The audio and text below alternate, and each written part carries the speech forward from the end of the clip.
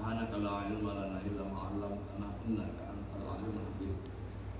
Allahumma shalli ala nabiyina Muhammadin wa ala alihi wasallam taslima amma ba'du. Muhtaramun, para guru saya dari Mekrab, guru saya Kiai Haji Usman Syekh Arif di Torikoh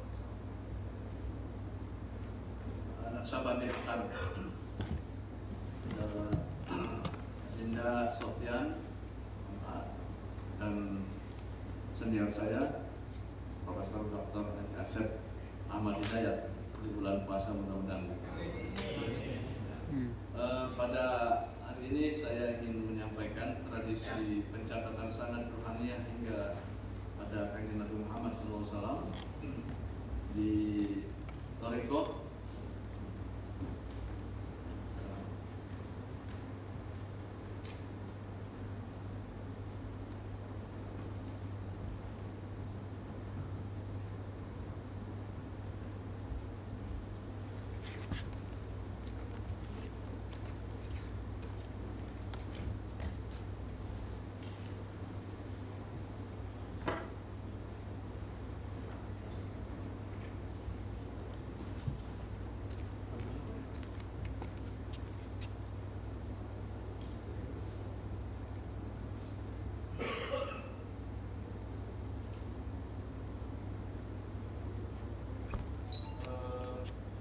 Tradisi Torikoh di kalangan kaum sufi, saya ingin membedakan antara tasawuf dan Torikoh.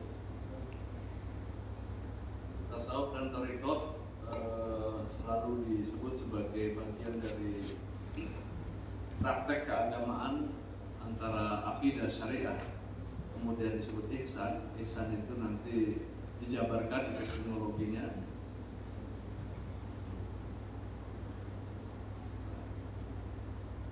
Istilah tasawuf lebih umum dalam menjelaskan hal-hal tentang pengetahuan rohaniah. Sedangkan istilah Torikoh lebih khusus, bukan hanya tentang pengetahuan rohaniah, tapi juga praktek amaliyah. Di situ ada adab suluk, ada mursyid, ada hirqah, ada wasilah, rabithah, silsilah, ijazah, talqin, fikir, praktek fikir, bai'at, khususiyat, manaqib dan lain-lain. Itu Torikoh lebih pada praktek keagamaan yang amaliyah. Sedangkan tasawuf adalah pengetahuan, macam epistemologi, aksiologinya atau prakteknya di tarekat. Berbicara tentang ilmu tasawuf itu luas sekali, umumnya masih berbicara tentang nilai-nilai rohaniah, tetapi merasakan itu harus masuk di dalam Torikoh.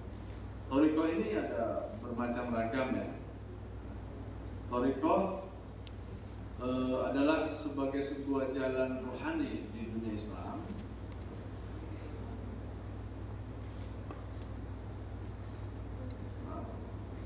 Saya berdasarkan ini saja bahwa kelompok-kelompok sufi ini adalah sebenarnya membentuk diri dalam ikatan rohaniah.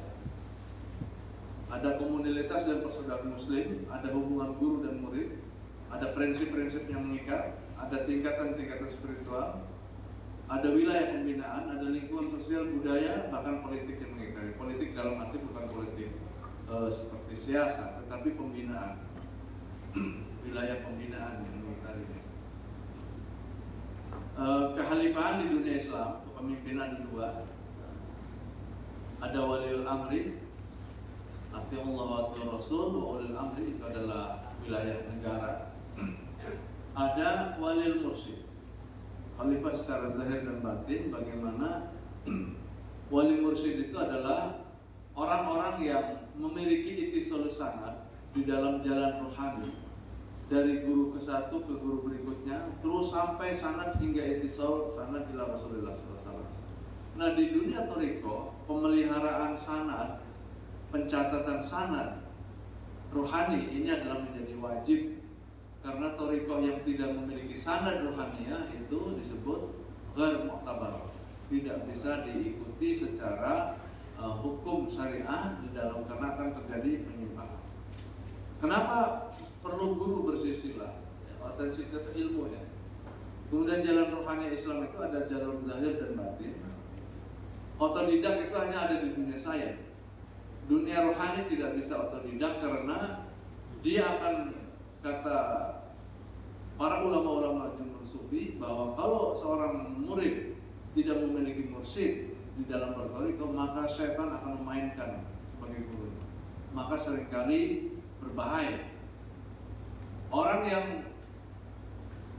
memiliki kapasitas meskipun ilmu syariatnya matang, akidahnya kuat, pernah dicoba oleh seorang ulama besar, Sultanul Ulama, siapa itu yang bergelar Sultan Ulama itu? Izzuddin, bukan Syekh Izzuddin, siapa yang di ulama Mesir ya, ulama ahli fatwa yang luar biasa, Sultan Ulama. Ya. Syekh Izzuddin ini, Izzuddin Abdus Salam. Syekh Izzuddin Abdus Salam ini orang yang luar biasa hebat dalam pengetahuan. Dia Sultan Ulama. Dia mencoba mendekatkan diri pada Allah dengan cara dia sendiri, tetapi dia mengalami dia mengalami sesuatu yang sangat di luar kontrol emosinya. Nah, sehingga disitulah beliau mencari guru mursyid sehingga berlari ke dalam Syadziliyah.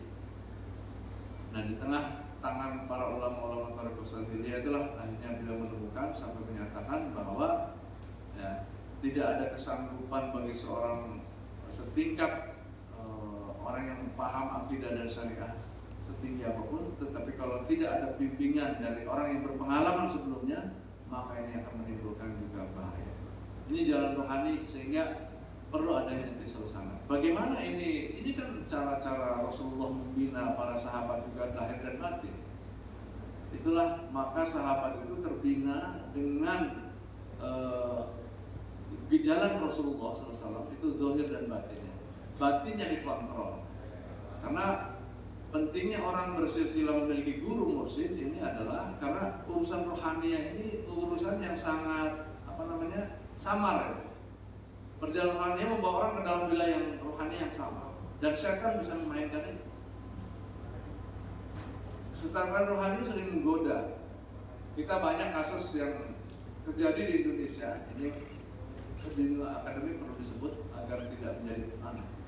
Ada gerakan surga itu, Jibril ya, dia Eden ataupun Musaddiq, itu adalah contoh praktek-praktek rohaniah yang memang tidak ada kontrol syariat dan tidak ada memiliki kemursidan, sehingga terbawa arus hanya menyimpang dan itu menyesatkan orang-orang lain. Ini bahaya. Nah, mursyid-mursyid thariqah, wali-wali kutub itu, ini hampir bisa dipastikan adalah mayoritas atau hampir semua bisa dikatakan ada ahlul bait. Kaum sufi menyepakati bahwa semua pendiri thariqah Mu'tabarah, semua masyayikh dari thariqah Naqsyabandi, Ba'alawi, dari Qadiriyah, Ahmadiyah, Tijaniyah, Syadziliyah, yang thariqah-thariqah besar itu adalah mayoritas semua itu adalah dari ahlul bait. Baik keturunan dari Hasan bin Ali atau dari Husain bin Ali. Masyayikh thariqah Islam setelah wafat Rasulullah SAW sebagai ahlul bait itu diantaranya ada Syekh Ba'uddin Naqsyabandi, thariqah Naqsyabandi. Sayyid Faqih Muqaddam Muhammad bin Ali Ba'alawi Al-Husaini, thariqah Ba'alawi itu adalah turun dari zuriyat Rasulullah SAW. As-Sayyid Syekh Abdul Qadir Al-Jilani Al-Hasani dari membentuk thariqah Qadiriyah. As-Sayyid Syekh Ahmad Idris Al-Hasani, thariqah Ahmadiyah Idrisiyah di Maroko, itu juga diambil dari Al-Hasani. Kemudian As-Sayyid Syekh Abil Hasan Asyadzili, thariqah Syadziliyah yang ada di Maroko, ini juga sama. Beliau bersilsilah, hampir semua guru-guru thariqah itu berasal dari Imam Ja'far As-Shadiq yang bersanad dari Sayyidina Ali bin Abi Thalib. Nah, mungkin ada thariqah Naqsyabandi yang berasal dari sanad dari Abu Bakar As-Siddiq, maka jika hoki yang lebih banyak dikembangkan.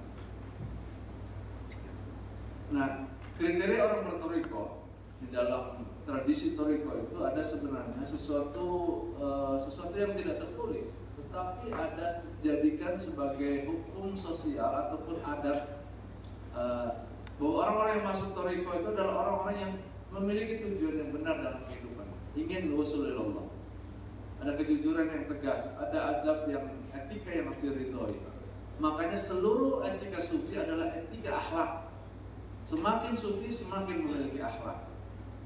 Bukanlah sufi orang yang tidak memiliki adab dan etika. Itulah maka perilakunya perilaku yang melakukan pola pembersihan diri tazkiyatun nufus. Nah, ada dalam Jami'ul Usul Aulia Am-Khom Syahnawi itu kemudian juga ada Jalal Futuhat Ilahiyah Ibnu Arabi disadar oleh Kiai Hasyim Asy'ari. Ini memberikan formal kriteria. Ada menjaga kehormatan, hifdzul hurmah. Hormat terhadap waktu, hormat terhadap syariah, hormat terhadap pakaian. Jadi semua ada etikanya. Karena kehormatan ini harus dijaga di kalangan kaum sufi. Husnul hikmah, mempertinggi pengabdian pada guru ataupun dari situ berlatih bagaimana hikmah kepada Allah Subhanahu wa taala. Kemudian ada raf'ul himmah atau cita-cita yang tinggi. Semua kaum sufi memiliki cita-cita yang tinggi. Ulul himmah. Ada nufudul azimah, memelihara tujuan utama usul ilallah. Nah ini hampir semua sufi, baik Syaziliyah, Qadiriyah, Naqsyabandiyah, Rifai, Tijani, itu memiliki kriteria yang sama seperti ini. Dan ujung-ujungnya kenapa kaum sufi itu merasa bersatu, itu karena dibimbing oleh Rasulullah. Rohaninya kenapa dalam amalan thariqah itu ada zikir dan sholawat, dan di tangan naungan Rasulullah SAW, maka di lintas thariqah kami merasakan sendiri. Kami berada di Jami'ah Ahli Thariqah Al-Mu'tabar An-Nahdiyah. Saya pengurus Jatman Idara Aliyah di bagian Maktab Mudaimi Ahli Silsilah Thariqah. Itu kami bertemu di sana di Kanzul Sholawat dengan bawah binaan Maulana Habib Lutfi. Itu dari lintas thariqah pun langsung merasa menyatu saja. Kata Maulana, apa yang menyatukan ini? Ruh Anda sudah disatukan oleh Rasulullah SAW karena sholawat Anda ini. Nah ini praktek-praktek ini yang memang ini kalau mau jadikan penelitian antropologis, penelitian kebudayaan, ya itulah ruh rohaninya yang memang sudah menyatu, saling memberikan kiriman doa. Karena tali rabitohnya atau tali sanadnya itu langsung kepada Rasulullah. Karena dimanapun ini tasawuf itu adalah membersihkan diri, tujuan utamanya pembersihan tazkiyatun nufus.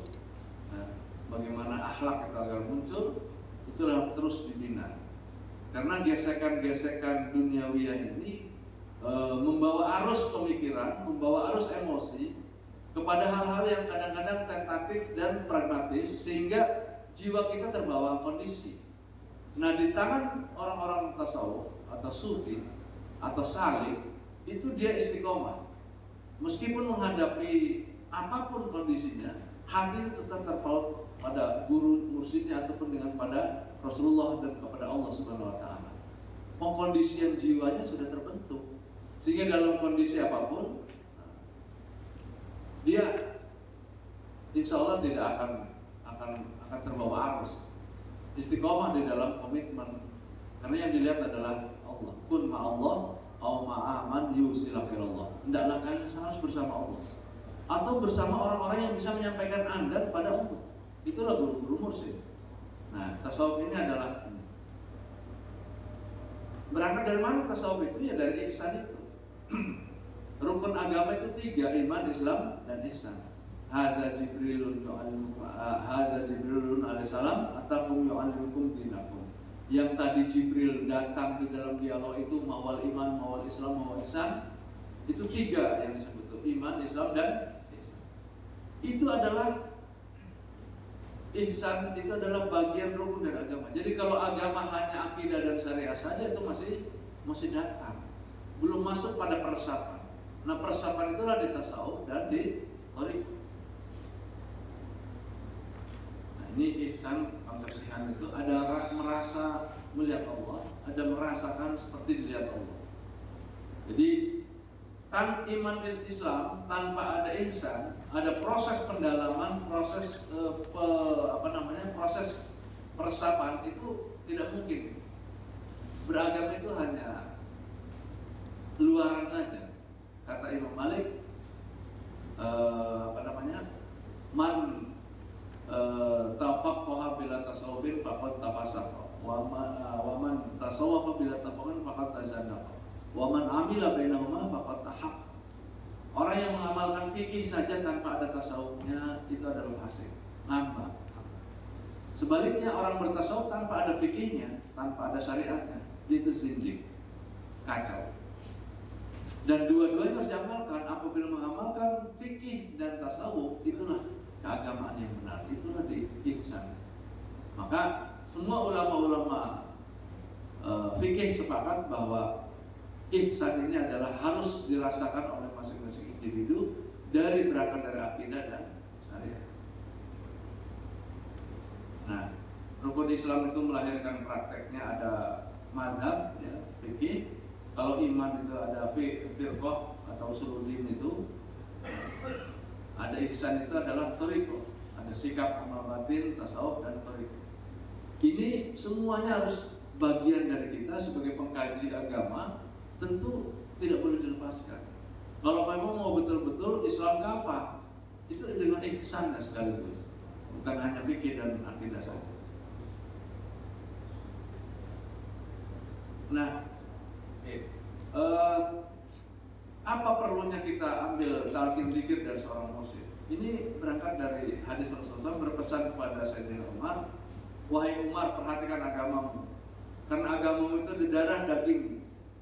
Fahdur aman ta'khudha, perhatikan dari mana kau ambil sanad ilmu itu.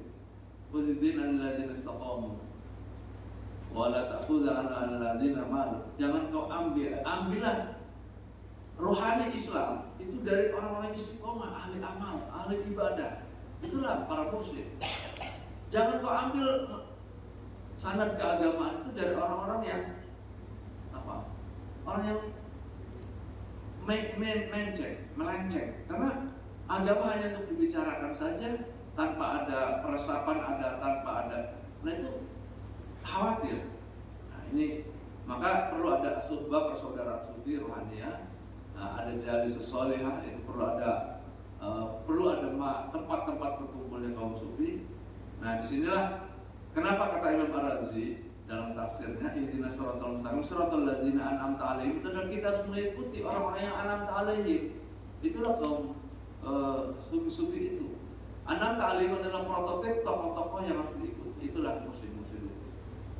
Dalam tafsir Imam Ar-Razi, Ibnu Haytami juga kata Ibnu Hajar Haytami bahwa mursyid itu ibarat dokter agung yang memberikan petunjuk jalan kesehatan rohani. Perlu ada dialog. Kalau sendiri itu tidak bisa mengobati. Nah, ini tugas di Jamiah Thariqah Mu'tabarah itu Jatman, kami menseleksi beberapa thariqah yang ditashkih, itu harus ada majelis ifta. Tetapi prosedurnya melalui lewat dulu Maktabud Jamiah silsilah. Sanad silsilah thariqahnya nyambung enggak? Ittisalus sanad atau tidak? Nah, itu adalah tugas kami.